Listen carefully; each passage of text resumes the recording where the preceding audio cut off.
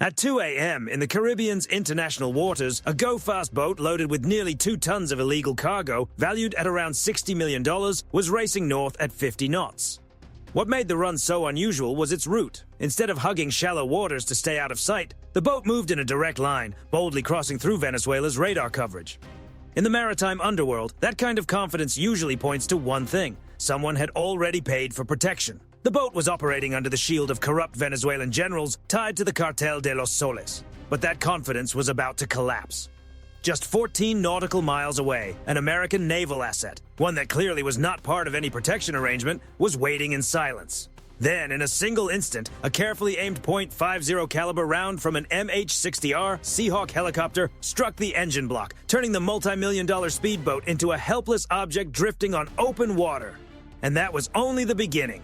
As the U.S. Coast Guard prepared to move in and secure the evidence, alarms suddenly sounded aboard the American ship. 2 Venezuelan Su-30 Mk-2 fighters were approaching fast from the south, using the cover of a patrol mission to apply pressure and try to disrupt the interception. What they did not realize was that they had just entered a zone controlled by 11 warships, 15,000 personnel, and the USS Gerald R. Ford, the most powerful deterrent force in the Western Hemisphere seen since 2003. Over the past few days, military forums and social media have been filled with one question: why would the United States mobilize such a massive fleet just to stop a few traffickers at sea? To understand the answer, you have to look beneath the surface and see 2 realities that much of the mainstream coverage tends to miss. The first is the nature of the opponent. The Cartel de los Soles is not a typical smuggling group, according to U.S. Department of Justice indictments and intelligence reporting. It is a state-linked trafficking network involving senior figures inside Venezuela's military and government structure. Cocaine became more than contraband. It became a major stream of off-the-books financing, generating billions that helped keep the regime afloat. From Washington's perspective, stopping that cash flow is not just about law enforcement. It is about cutting off a strategic lifeline before those funds spill into American communities and back into hostile state networks. The second reason is even bigger. The Pentagon did not move a carrier strike group into the region only because of narcotics trafficking. It moved because foreign powers are becoming increasingly bold in America's own backyard. The Caribbean is no longer just a corridor of sun, trade, and tourism. It is becoming a staging ground for outside actors using instability in Venezuela to challenge U.S. influence, support Maduro, and create a geopolitical counterweight in the Western Hemisphere. Russia has supplied S-300VM air defense systems and Su-30 fighters. And in November 2025, Russian Il-76 transport aircraft reportedly arrived with military advisors. Iran has transferred missile boat technology and UAV support, helping turn Venezuela into a forward operating platform that can pressure the West. China has taken a quieter route, expanding its footprint through radar and infrastructure investments. In response, Washington launched what has been described as Operation Southern Spear, the largest U.S. naval mobilization in the Western Hemisphere since the Iraq invasion in 2003. This was no longer a simple counter-smuggling mission. It was a clear statement. The Western Hemisphere is not open terrain for outside powers to reshape at will. Think of Carrier Strike Group 12 as the most advanced maritime checkpoint on Earth. Instead of traffic officers stopping cars, you have 11 warships and the USS Gerald R. Ford with more than 100 aircraft and thousands of tons of munitions on hand. Its mission was to create a giant filter across the Caribbean. Legitimate shipping could move freely, but any vessel linked to illicit logistics networks could be intercepted immediately. Whenever the United States cracks down on smuggling routes, Caracas tends to fall back on the same gray zone narrative. It accuses Washington of violating sovereignty or overstepping international law, turning a law enforcement operation into a propaganda opportunity. The recent incident followed that pattern exactly. The moment the American forces disabled the boat's engine, Venezuela shifted into what looked like a staged sovereignty response. The Su-30S were launched not to rescue anyone, but to pressure U.S. forces under the banner of border protection. On land, the S-300VM batteries lit up, effectively trying to create a virtual shield over the operation area. On paper, that combination looks serious. But Venezuelan planners overlooked one major weakness. Their systems were not truly integrated. The ground-based S-300s could not seamlessly share real-time targeting data with the Su-30S in the air. Their assets functioned more like separate islands than a connected force. The United States, by contrast, operated as one networked combat organism, with every ship, aircraft, and sensor sharing information instantly. So when the 2 Su-30S pressed forward aggressively, they had no idea they were entering an electronic trap that had already been set. On the tactical screens of the USS Gerald R. Ford, the Venezuelan fighters appeared as two fast-moving red contacts descending with unusual aggression. Their lead pilot, Captain Rodriguez, likely believed he still held the advantage. He had speed, missiles, and what he assumed was radar backing from the mainland. But he made a mistake that inexperienced pilots often make, trusting only what he could see in front of him. At 20,000 feet, a U.S. Navy EA-18G Growler quietly switched on its electronic attack suite. In an instant, the Su-30 cockpit became a sealed metal box cut off from reliable awareness. In simple terms, it was as if Venezuela's pilots were trying to communicate in the middle of a packed stadium with thousands of voices drowning everything out. Their radio traffic faded. Their radar picture, once clear, dissolved into noise and false returns. The connection between the aircraft and the S-300 network on the ground broke apart. A fighter worth tens of millions of dollars was suddenly operating like a blindfolded bird in contested airspace. But the confrontation did not end there. Once the Venezuelan air element lost effectiveness, the Navy played its next card. Iranian-designed PACAP-class fast attack craft. Small, quick, and armed for close-range action, these sea mosquitoes rushed toward the area where U.S. forces were surrounding the drifting speedboat. Their calculation was simple. The Americans would hesitate to fire from surface ships because of the diplomatic consequences. What they did not count on was what lay beneath them. A Virginia-class nuclear attack submarine, a 7,800-ton Predator, had moved quietly into position below the approaching formation. Then came the response, active sonar. Just one ping. To most people, sonar is just a cinematic sound effect. In reality, at close range, a ping from a nuclear submarine is a brutal physical message. It is like having a metal drum slammed over your head with overwhelming force. The shockwave can rattle the human body, strike the hull with terrifying clarity, and send a message no crew can misunderstand. We are directly below you, and you are exposed. That message landed instantly. The Venezuelan pilots, cut off and disoriented, broke away and turned back toward land. The fast attack craft, shaken by what came from below, reversed course and withdrew in a hurry. With the pressure gone, the U.S. Coast Guard moved in, secured the suspects, and took control of the drifting boat and its cargo with the kind of calm precision that made the whole event look almost routine. Once Venezuela's response forces backed off, Carrier Strike Group 12 moved into the next phase, strategic signaling.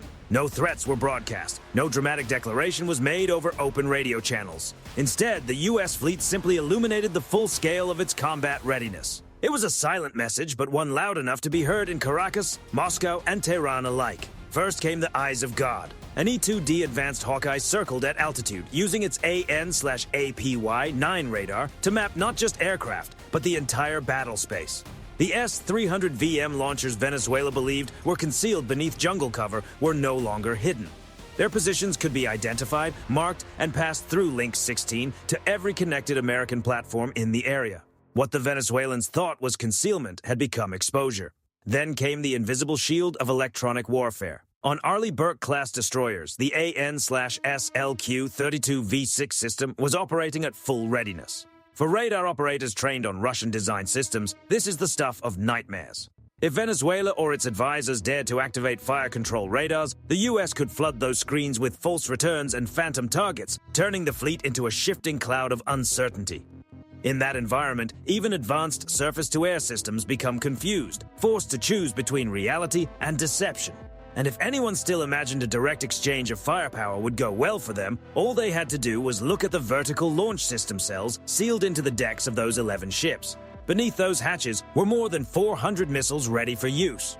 Among them was the SM-6, one of the most versatile weapons in the U.S. arsenal, capable of engaging aircraft at long range, intercepting cruise missiles, and even striking surface targets when required. With that kind of magazine depth, American forces do not need narrow margins for success. They can dominate by sheer scale, precision, and speed. Still, the most unsettling part for Venezuelan commanders may have been the silence below the surface. The Virginia-class submarine, after its single warning ping, vanished again into the sea. No one knew exactly where it was. Everyone knew what it carried. Tomahawk Block 5 cruise missiles meant that while Venezuela's radars searched the skies, key command nodes on land could already be under threat. That is the real power of the U.S. Navy, the ability to shape the outcome of a conflict before the first full exchange even begins. By sunset, the Caribbean looked calm again. The U.S. ships began to reposition. The Sea's speedboat became just another line in a Pentagon report. But strategically, what happened that night was anything but small. It was a textbook demonstration of modern deterrence in action. At first glance, sending a $13 billion supercarrier, 11 escort ships, and 15,000 personnel to stop a $60 million trafficking operation sounds wildly excessive. But from a strategic perspective, it may have been one of the smartest investments Washington has made in years. Why? Because the real question is not what it cost to deploy that force. The real question is what it would have cost not to. Imagine a weaker response. Suppose the U.S. had sent only a single Coast Guard cutter to enforce the law. Once Venezuelan Su-30s appeared and began flying aggressively, even if that encounter ended without escalation, the damage would already be done. Caracas would see that pressure works. Moscow, Beijing, and Tehran would see that the United States hesitates when challenged close to home. That kind of hesitation would not stay local. It would invite bigger, riskier moves later. Now imagine the worst option, doing nothing. If Washington allowed this corridor to remain active, the consequences would not stop with narcotics reaching American cities. The profits from repeated successful runs would help pay off debts to Russia and Iran, fund more air defenses and anti-ship systems, and expand the footprint of foreign military advisors on Venezuela's soil. Left unchecked for years, the Caribbean could evolve into a hardened military zone facing the southern edge of the United States. In that scenario, Washington would one day be forced into a far more dangerous and expensive confrontation, something closer to a full regional crisis, at vastly greater cost in money, readiness, and lives. From that perspective, the deployment of the Carrier Strike Group was not extravagant. It was preventive, expensive, yes, but dramatically cheaper than the war that unchecked weakness could eventually invite. This is what strategists call preemptive deterrence. By showing overwhelming power early, the United States can break an opponent's willingness to push further before open conflict begins. When Venezuelan forces saw their aircraft blinded electronically and their boats warned off from below the sea, they understood that escalation would not end well. They backed down because the gap in capability was impossible to ignore. It was a classic example of winning without a direct fight. There is another layer too. The economic impact on the states backing Maduro. If evidence spreads that a modern Russian-supplied S-300VM network was effectively neutralized by U.S. electronic warfare in a matter of minutes, that does more than embarrass Venezuela. It damages the reputation of Russia's defense exports. A few minutes of demonstrated American superiority over the Caribbean can ripple outward into future lost contracts, shaken confidence, and strategic doubt. In the end, Operation Southern Spear was more than a maritime interception. It was a 21st century restatement of strategic boundaries in the Western Hemisphere. It signaled that outside powers are not free to use the Atlantic and Caribbean as a playground for influence operations, military experiments, and proxy pressure. Washington drew that line at sea using steel, sensors, aircraft, submarines, and networked dominance. And perhaps the most striking part is this. The message was delivered without a full battle and without open bloodshed. Theodore Roosevelt's old phrase still fits perfectly here. Speak softly and carry a big stick. On that night, the U.S. Navy barely needed to speak at all. The presence of that big stick was enough. So now the real question is no longer why the United States acted. The real question is what this tells us about the balance of power today. Is this kind of deterrence enough to make Russia and Iran step back for good? Or will they return with subtler, more advanced gray zone tactics designed to test the same line again? Share your thoughts in the comments, and if you want more deep analysis like this, stay tuned for the next breakdown.